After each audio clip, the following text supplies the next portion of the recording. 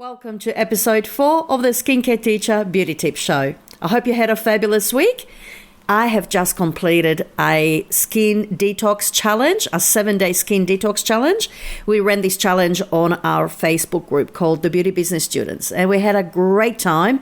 It was a challenge. There were challenging days, but we've learned a lot from this challenge. One of the things we've learned about is how to stay focused and how to be mindful of the decisions you make every single day that will affect your health, your well-being, and a beautiful skin.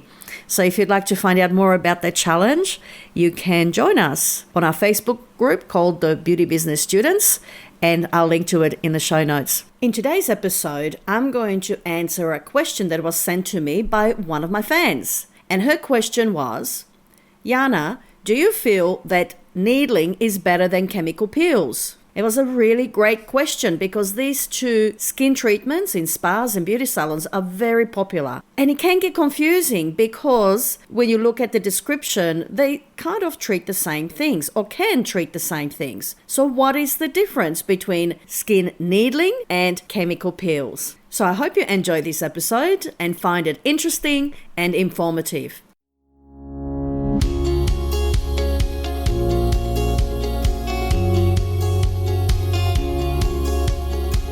Welcome to the Skincare Teacher Beauty Tips Show, brought to you by thebeautybusiness.com.au. In this show, you will discover skincare and beauty tips that absolutely work. I'm Yana Elston, a qualified beauty therapist, skincare educator and blogger, and in this show, I will share my expert insights into the best beauty treatments that will absolutely transform your skin. So tune in each week to learn how to look after your skin and improve various skin conditions, including acne, aging, or pigmentation.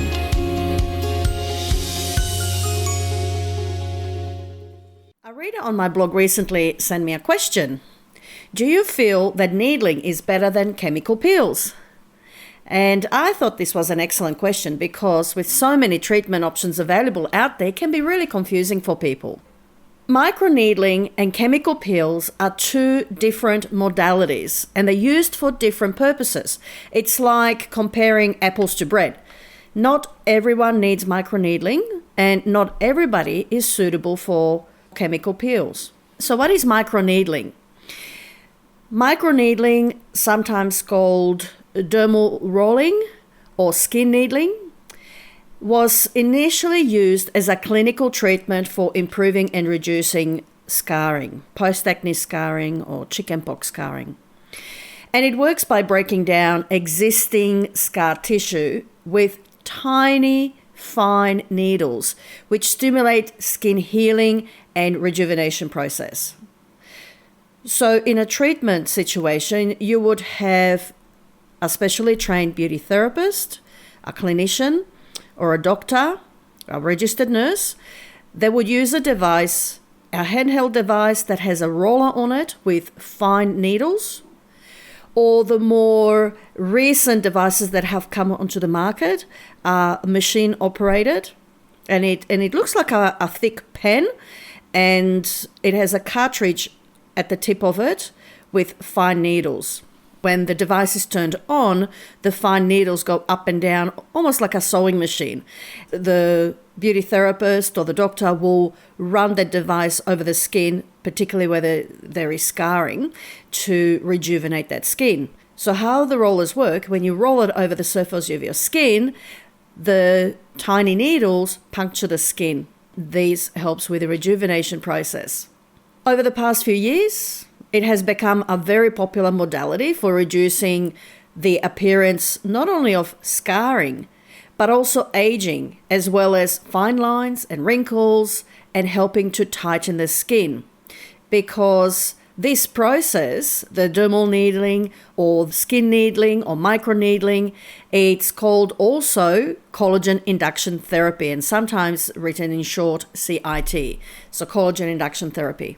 So microneedling stimulates collagen synthesis in the skin, which helps to firm the skin, and it helps to minimize the lines, the wrinkles, and the scarring. And microneedling works at a dermal, at a deeper level in the skin. Now, what are chemical peels?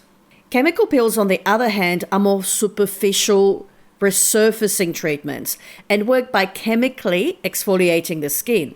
So a peel is a little bit stronger than a scrub. So with a scrub, you can rub it over the skin to lift off dead cells. But a chemical peel works by dissolving the glue or the bonds that hold the dead cells on the skin. So chemical peels can work at a deeper level to remove more dead cell layers than a scrub ever could. So often chemical peels are performed by beauty therapists or by the registered nurses, dermatologists, and doctors. And chemical peels improve the appearance of skin by enhancing the exfoliation process. So chemical peels work more on the surface at the epidermal level to minimize improving signs of clogging, congestion, acne, open pores, brown spots, pigmentation, and fine lines. So as you remove dead cell buildup, all the skin conditions such as clogging, congestion help to improve, and your fine lines, open pores are minimized or refined, and pigmentation is lightened and brightened as well. So when would you choose microneedling versus chemical peels? If you have post-acne scarring or are showing signs of premature aging with sagging in the skin, where you need collagen boost in your skin, and the skin has deeper wrinkles, then I would choose microneedling. If you are showing more surface skin conditions such as fine lines, pigmentation, uneven skin tone, clogging or congestion, open pores or blackheads, then chemical peels would be more suited to you. Can microneedling and chemical peels be used together? Not in the same sitting. They are way too strong to be used together in the same sitting, unless you see a dermatologist. I have heard of dermatologists needling over the peel. However, the dermatologist will then prescribe antibiotics for the patients, and they will monitor that to prevent infection or other possible problems as a result.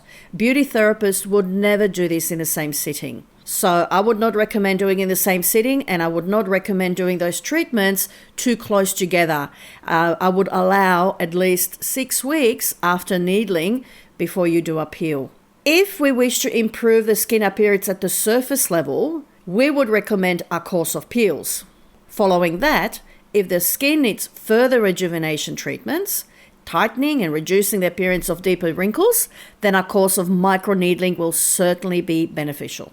I do not, however, recommend that these treatments are used as a preventative, which sadly is sometimes sold as such by some people in the industry.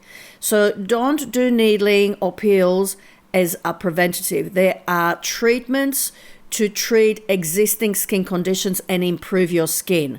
Peels and microneedling are excellent modalities we use to improve skin when it needs it. But just because a person with a damaged skin gains excellent results does not mean that a young, healthy skin needs it as a preventative. It's like taking antibiotics when you are not sick. Instead, if you have a healthy skin, you should focus on preventative treatments such as facial treatments, infusing vitamins, minerals, peptides, antioxidants, cleansing the skin, exfoliating and moisturizing. And wearing a sunscreen every day is perhaps one of the best preventative things you can do for a healthy and beautiful skin. And if you have acne, stop picking and squeezing. These are sure ways to scar your skin, and then you have a major problem to treat. So prevention is better than cure. So look after your skin, have a good daily skincare routine established, and you have regular facials to help boost results at home. And then if you do have a skin condition appear, for example, you've had too much sun and you have pigmentation, then talk to a beauty therapist about skin peels. And unfortunately, if you've had acne and you've picked and you've scarred your skin, then yes, microneedling would be fantastic. Thank you for listening. I hope you've enjoyed this episode. Be sure to subscribe to this podcast and tune in each week for the latest beauty news and trends. If you have any comments or questions, you can connect with me on my Facebook page, The Beauty Business. And for more beauty tips, read my blog, thebeautybusiness.com.au. Until next time, have a beautiful week.